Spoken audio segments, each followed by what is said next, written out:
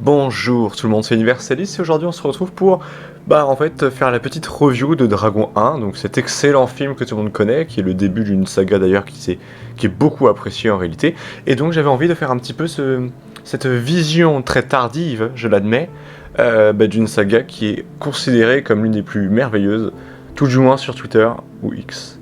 Donc bref, je sais ce que vous dites, c'est très tard, mais je n'en ai rien à faire. Bref, c'est parti. Bon, déjà, l'une des choses les plus dramatiques ou non, je sais pas comment la justifier, c'est le fait que l'interprète derrière Harold soit le personnage principal et Donald Renew. Alors oui, je sais ce que vous allez me dire, mais c'est un excellent doubleur, oui. Mais c'est pas le problème. Le problème, c'est que dans ma tête, Donald Renew, c'est Titeuf. Et ça ne peut être personne d'autre. Même dans Breath of the Wild ou Tears of the Kingdom, j'ai eu ce problème-là. Donald Renew est Titeuf. C'est comme ça, c'est obligatoire. Mais bref, il fallait que je le case là, sinon j'allais m'en vouloir de pas avoir fait la petite blagounette. Donc on y va pour de bon cette fois-ci, ouais.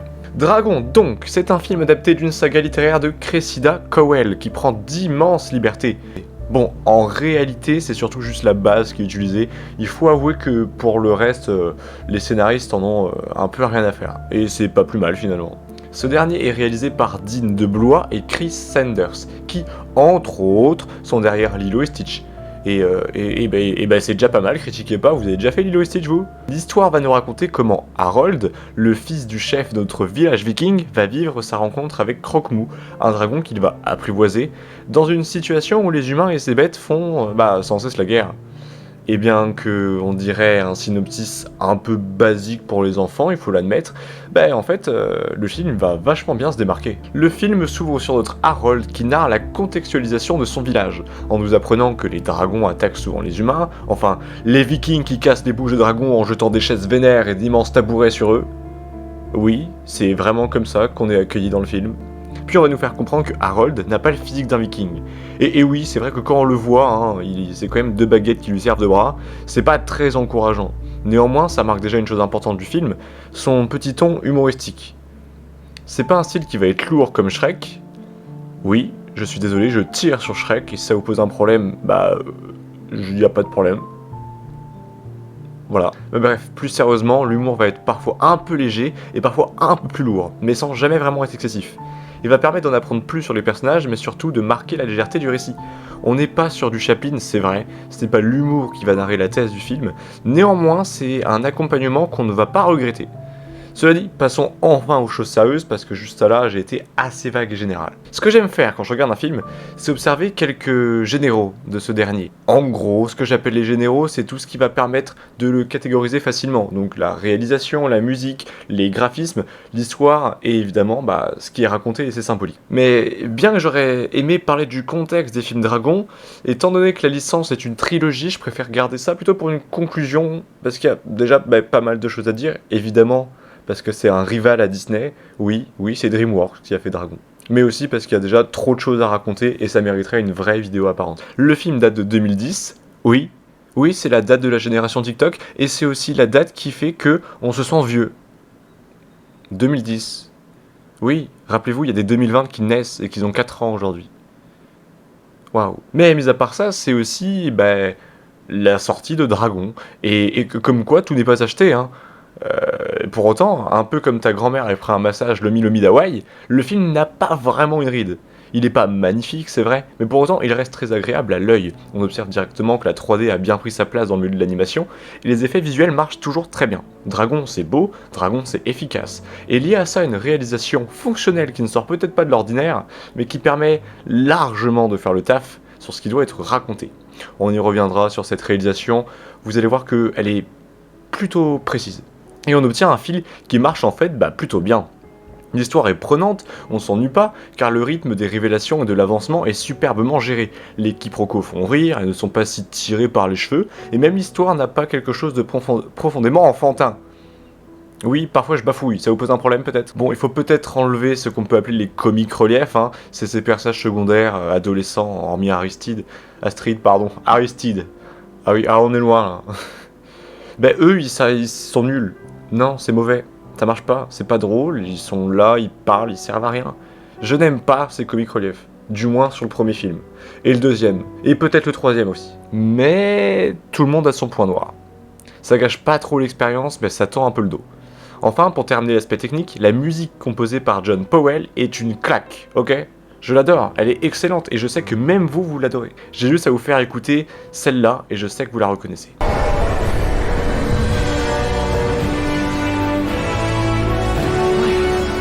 Ouais, elle est vibrante, hein. Mais c'est pas la seule à être aussi vibrante. La musique accompagne à merveille le film et ses narrations, et c'est plaisant, car on obtient une véritable immersion. Franchement, félicitations Powell. Mais bon, c'est bien gentil tout ça, mais vous allez me dire en fin de compte, ça raconte quoi? Et moi je suis pas fan du genre de review qui fait juste énumérer le séquencier du film, alors passons directement à la thèse que le film raconte. Que ce soit du début à la fin, Dragon se focalise presque sur un seul aspect qui va être très bien approfondi, celui de la recherche d'émancipation. Il suffit de voir les premières minutes pour percer à jour immédiatement le problème. Harold n'est pas un bon viking. On les voit, ils se battent, frappent fort, sont épais, et cette recherche de conformisme, ça va peser sur Harold. Lui aussi, il veut y aller, on l'en empêche car on voit qu'il n'a pas les capacités d'y parvenir, et pourtant c'est une chose qui guide énormément la société du film. Rien qu'en écoutant son père lors de son monologue, quand il raconte sa jeunesse, on apprend qu'immédiatement il avait percuté, il avait été persécuté, il a tapé du dragon quoi. Et il n'y a que ça d'ailleurs qui pouvait guider cet esprit viking. Pour lui, il n'y a que ça, et quand il observe son fils incapable de devenir comme lui, bah forcément ça le ronge. Mais celui qui est le plus rongé par ce conformisme, bah évidemment c'est Harold, en se forçant très clairement dans la première partie du film à faire comme les vikings, bah on observe qu'il va vraiment jouer ce jeu, et ça se voit, hein, ça se voit comparé au restant du film quoi. Vraiment, Harold va grandir, largement grandir. Il cherche à agir non pas comme il est, mais comme il doit être. Tout du moins, comme on souhaite qu'il doit être, selon la propre vision de son père hein, et de ce conformisme. Il y a un personnage qui va l'incarner, marquant quant à elle la réussite de ce système, c'est Astrid. Elle a tout pour elle, pour être une vraie viking. Elle est forte, belle, épais comme une latte, c'est vrai, mais on remarque directement que c'est toute la culture du village qui souffle en elle. Et ça va vraiment être important pour la suite, surtout dans la dualité et cette opposition entre Astrid et Harold. Et c'est d'ailleurs peut-être une explication de pourquoi est-ce que Astrid lui plaît. Oui, parce que non, la relation amoureuse des deux, c'est pas... Non, c'est pas ouf, non. C'est un second point noir, mais on a tous nos problèmes, ok? Mais soyons francs, la romance dans ce premier dragon, hein, c'est pas vraiment une réussite narrative. Elle est mignonne, c'est vrai, mais elle est aussi profonde qu'un pédiluve. Alors cette comparaison est folle. Bref, ce besoin d'être comme les autres chez Harold, il va durer jusqu'à ce moment où, après avoir fait s'écraser un dragon réputé impossible à voir, il va le retrouver dans la forêt, prêt à le tuer, dague au poing, il n'a qu'une chose à faire et il le fera pas, étant donné qu'il va lui laisser la vie sauve. Ce qui change radicalement sa destinée. C'est d'ailleurs une scène vraiment belle hein, dans le film, l'animation prend vraiment sa place à travers les expressions des yeux des personnages, Croque-Mou ici est même vraiment terrifiant, il va dégager sa gentillesse seulement plus tard. En réalité, le film aurait bien pu devenir sanglant, que ça ne m'aurait pas étonné, mais Harold, voyant dans les yeux du dragon favori de nos cœurs, la même expression d'angoisse que lui, a ouvert les yeux à ce moment-là. Lui, ce qu'il veut, c'est pas tuer. Il aime pas ça et c'est pas lui, il veut pas devenir un viking, tout du moins pas comme on l'entend dans sa société. Et c'est là où le film va être réussi. On est face à ce qui est véritablement une belle philosophie autour du fonctionnement culturel d'un peuple. Et on le comprend, on a besoin de guerriers depuis des années, et on veut que ça perdure, car ça fonctionne comme ça depuis des lustres. Alors pour eux, on voit pas d'autres moyens, mais c'est une autre scène encore plus belle qui va ébranler cette conviction, la première interaction entre Croque-Mou et Harold. Surtout celle qui est amicale en fait. Je parle de quand il ramène le vieux poisson pour le nourrir là. Ouais, elle. À part le vieux poisson, c'est vraiment une superbe scène. Sans un seul mot, juste des bruits et des actions, on comprend les deux personnages. Et qu'un lien se crée. Avec un silence qui est une manière de dire à l'autre « je te vois comme tu es », on est pareil. L'un ne pouvant pas voler, l'autre tuer. L'un ne pouvant pas être un dragon, et l'autre un vrai viking. Effectivement, on apprend d'ailleurs par Gulford, juste pour la précision, qui clarifie qu'un dragon qui ne sait pas voler est un dragon mort. Ici, le parallèle avec Harold, il est superbe, parce que le dragon, comme l'humain, ne peut faire une chose dont ça doit être une nécessité. Les deux en souffrent, suffit de voir la panique de Croque-Mou quand il tente de s'envoler, ou le sentiment de honte de Harold. Mais c'est durant cette rencontre que l'importance phénoménale de Harold envers Croque-Mou va devenir primordiale. En l'aidant à lui fabriquer le restant de son aile, il ne l'aide pas qu'à s'envoler, mais bien à redevenir ce qu'il voulait, un dragon. Tout en libérant sa vraie nature, car à ce même moment, les deux vont créer une révolution ultime dans leur propre société. un lien pacifique qui est envisageable entre hommes et dragons. La preuve, ils viennent de le vivre. Une manière de voir le dragon, non pas comme un ennemi, mais une créature à part entière, avec ses craintes, les anguilles, et ses joujoux, l'herbe à dragon. Et même son domptage en fait. Pour Harold, comme pour Croque-Mou, c'est une évolution essentielle à leur personnalité. Surtout Harold, il va se découvrir non plus comme un viking qui doit être fort, mais une alternative à comment être. Le fait est que la relation Croque-Mou-Harold va plus loin qu'une relation basique d'animation. On parle ici à la fois d'une évolution chez les deux personnages, ayant un réel impact sur la façon dont les personnages vont percevoir le monde. Ils vont renverser une société avec une nouvelle vision des choses, mais sans que cela soit nécessairement cliché. Parce que chez Dragon, on n'est pas trop dans l'optique de l'amour avec un grand A. On est vraiment dans quelque chose qui va plus être logique et d'une certaine manière plus réaliste. Et vous savez quoi, comme beaucoup de monde, hein, je sais que c'est pas forcément très original, mais personnellement, moi, ma scène préférée, c'est celle-là. Ah, c'est fantastique! Le vent endormi! Boutique sèche! Stop!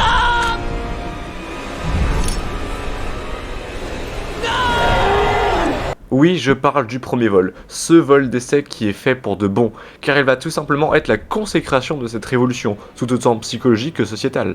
Une nouvelle ère où les dragons ne sont plus que des ennemis, des parasites, mais potentiellement des amis, des animaux de compagnie, ou si vous souhaitez un terme un peu plus néfaste, des outils. Oui, oui, c'est des outils. Et lors de cette séquence tout simplement sublime, lorsque Harold et Croque-Mou ont comme un petit souci aérien, hein, rien de grave, juste ils sont en chute libre de quelques centaines de mètres, oui, c'est beaucoup, ouais. Généralement tu meurs. Ouais, généralement. Notre bon Harold jette son brouillon pour suivre son instinct dans une très jolie métaphore où il ne jette pas qu'un papier, mais bien une manière de faire, d'agir, un code. Et c'est exactement la même idée chez les dragons avec leur ruche et le besoin d'approvisionner le dominant. On n'imagine pas faire autrement, et Croque-Mou, en se laissant chevaucher, il brise en quelque sorte ce code des dragons. Eux n'obéissent non pas à une certaine culture sociétale, certes, mais à une nécessité. Ils doivent nourrir ou périr, comme les humains pensent à oxyre ou périr. Et la fin de Dragon, avec son affrontement final, c'est tout simplement ça, la victoire d'une nouvelle manière de faire, une certaine révolution silencieuse. Mais sans complètement anéantir l'ancienne. En fait, ce que Dragon cherche à nous dire depuis le début, c'est simplement qu'une innovation n'engendre pas nécessairement une disparition, mais peut tout autant être une évolution. Alors oui, c'est pas aussi manichéen dans la réalité, mais c'est une valeur qui est importante à observer et que le film parvient avec brio à faire respecter même pour les jeunes. Et ça au prix d'un sacrifice qui évidemment n'est pas trop immense, hein, bien que ce soit le premier film de la saga et que pour la suite, l'histoire va nous montrer que oui, il peut y avoir des morts chez Dragon. Non, j'ai pas envie de pleurer aujourd'hui. Enfin, la beauté de cette nouvelle manière de voir, moi j'ai trouvé que c'était en lien avec l'encyclopédie des dragons qu'on avait pu voir dans le film. Vous savez, c'est ce moment où Harold lit la description des dragons et qu'on voit qu'ils sont tous classés par rapport à leur méchanceté et leur capacité à tuer, et que généralement il fallait juste les fuir. Et bien, ça fait un beau parallélisme où cette fois-ci, c'est plus du tout le cas et qu'au contraire, les dragons sont devenus nos alliés. Que viendra finalement réduire à néant la symbiose de Croque-Mou et de Harold, très largement même. Les deux s'élèvent ensemble sans que l'un soit pour l'autre un poids, mais que tous les deux soient quand même dépendants, du moins pour surgir de leur existence. Mais le climax de leur relation, c'est vraiment à la toute fin, lorsque Harold, tout comme Croque-Mou, partagent la plus belle des choses en commun, un même handicap, ultime preuve que eux deux ont surmonté ce qui pesait sur leur cœur, cette infirmité d'être eux-mêmes. Je précise quand même que quand je dis que c'est la plus belle des choses, c'est à prendre avec des pincettes, c'est surtout le plan symbolique, parce qu'évidemment être handicapé à deux, ça reste être handicapé tout court quoi, généralement c'est pas ouf, on fait pas la fête. Et cette réussite de ce nouveau système, on le voit tout le long du film, notamment à travers un personnage intéressant, qui est Astrid, et de sa jalousie. Astrid, elle se plaît très bien dans ce système de viking, et donc voir quelqu'un réussir d'une autre manière, en fait, un peu comme dans la vraie vie, ça force la jalousie. Néanmoins, on observe à nouveau l'idée que ça forme pas une fin en soi, lorsqu'elle s'envole aux côtés de Harold dans les nuages, avec une petite atmosphère onirique, puis presque dans l'espace de nuit avec ses jolies aurores boréales, une scène qui est tout aussi magnifique, et ça se voit à ma description, vraiment, il y a beaucoup de scènes qui sont belles, vraiment très belles. Quand je vous parlais de la réalisation, c'était pas une blague. Bercée par une musique qui est elle aussi, tout autant réussie que l'œuvre, elle se rend compte à la fois de la beauté de la chose, mais aussi d'une certaine déstabilisation de ce qu'elle a toujours connu. D'où le fait de passer au-dessus de la ville, tout en haut, de voir sa taille humaine ridicule, et de ce que la société est réellement, qu'un petit patelin qui n'a jamais tenté de voir plus qu'un certain côté primal, qu'un conformisme sociétal, proprement humain, qui a perduré jusqu'à l'arrivée d'Harold. Puis des plans où ils volent ensemble à la hauteur de la ville, prouvant allégoriquement que les dragons et les hommes peuvent vivre au même étage de la vie, et c'est pour ça même que la relation Astrid et Harold est mignonne. Elle est un peu entre deux mondes aux antipodes, qui prouvent qu'une union n'est pas déconnante et que c'est même en fait le mieux envisagé. Finalement, je pense plutôt avoir terminé cette review sur Dragon 1, et bien qu'on a plus vu les aspects qui étaient parmi les thèses du film, bah moi j'ai plutôt kiffé. Et j'ai vraiment hâte de vous faire la vidéo sur Dragon 2, étant donné que en fait le 2 est tout aussi intéressant à sa manière. Alors je préfère réserver la suite pour une prochaine vidéo, on a déjà discuté d'un sujet bien assez intéressant. Tout compte fait, Dragon est un excellent film, c'est même l'un de mes préférés dans le cinéma d'animation, et bien que je l'ai découvert tardivement, moi qui le détestais étant petit, car oui, j'étais jaloux de Harold, voilà, j'étais Astrid au masculin. Et ben dorénavant, j'avoue que c'est l'un des films qui m'enchante le plus quand je pense au dragon et à l'animation. Par son côté hippique à son côté mignon, rêveur voire même enchanteur, Dragon parvient à se hisser dans le haut du classement des films qui ont la capacité d'émouvoir, tant par la beauté des personnages que pour la contemplation admirative qu'on peut ressentir en observant et écoutant n'importe quelle scène, qui, à coup sûr, nous rappellera un bon souvenir. J'espère que vous avez apprécié cette vidéo, n'oubliez pas de la liker et de vous abonner, non il n'y a pas d'effet au montage, je sais pas pourquoi je fais ça, et si vous avez kiffé, bah on se retrouve la prochaine fois, c'était Universalis,